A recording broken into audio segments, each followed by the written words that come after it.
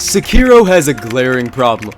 Back in 2018, gaming's newest powerhouse, FromSoft, decided to drop the most delayed April Fool's joke since 9/11 in the form of Shadows Die Twice, an emo name for an obvious Bloodborne sequel. Psych!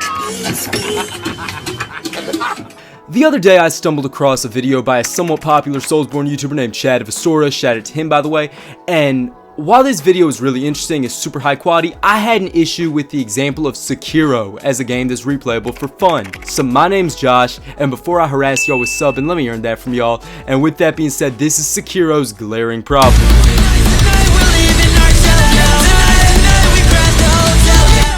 Time to piss in all your weeaboo dreams. Katanas ain't that special. Samurai actually rarely drew swords as it was dishonorable to be gay or an asshole back in the day, and yet, due to Hollywood marketing and the fetishization of Japanese culture, the vaguely addressed katana has become the most popular sword in fiction. Yet, Furry's katana in Sekiro is what leads to the flaw this video will focus on: repetition.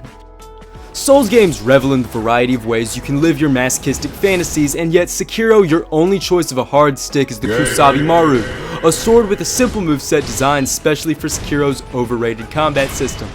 I ain't saying a game with only one weapon can't be replayable, but in a game that requires mastery on the first playthrough, no variety will lead to little to be desired, especially considering Sekiro is the shortest game in the Soulsborne series.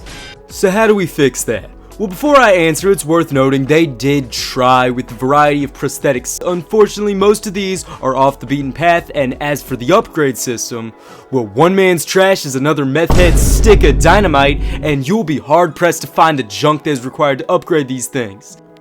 The real solution would be, and get this, more weapons. Just one or two with drastically different playstyles would fit Sekiro better than any bullshit RPG algebra you gotta do in Neo. Look at one of my favorite games ever, Devil May Cry 5, where you can switch on the fly between the vanilla essentials like a sword or the twin motorcycle buzzsaws. And this is one of the most replayable games ever. So here's my declaration of fucking weapon independence or whatever. First, Sekiro, Shadows Die Twice.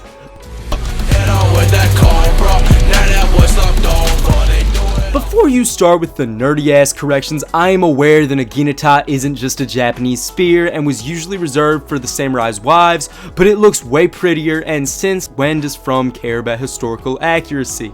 It could have a variety of cuts and thrusts as an alternative to the katana, and rather than exclusively parrying, it could be more evasion focused and encourage keeping distance, which is something that all Soulsborne fans should learn how to do in real life. Next, we need a big heavy weapon for the Guts fangirls, so give me the Odachi. While it ain't the most accurate for a timeline perspective, this is one of the most iconic quote-unquote Japanese greatswords, and it could have the stereotypical downward chops we always give these things in games.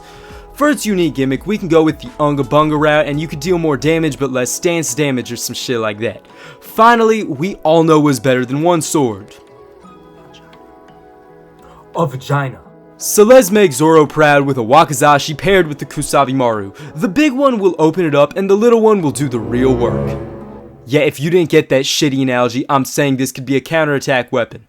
Now obviously, I don't work for FromSoft, so I just yap to keep y'all engaged and all that, but I feel like this is the point. I feel like the point still stands. If there was more playstyles available in Sekiro, we'd have more incentive to go back and replay this game.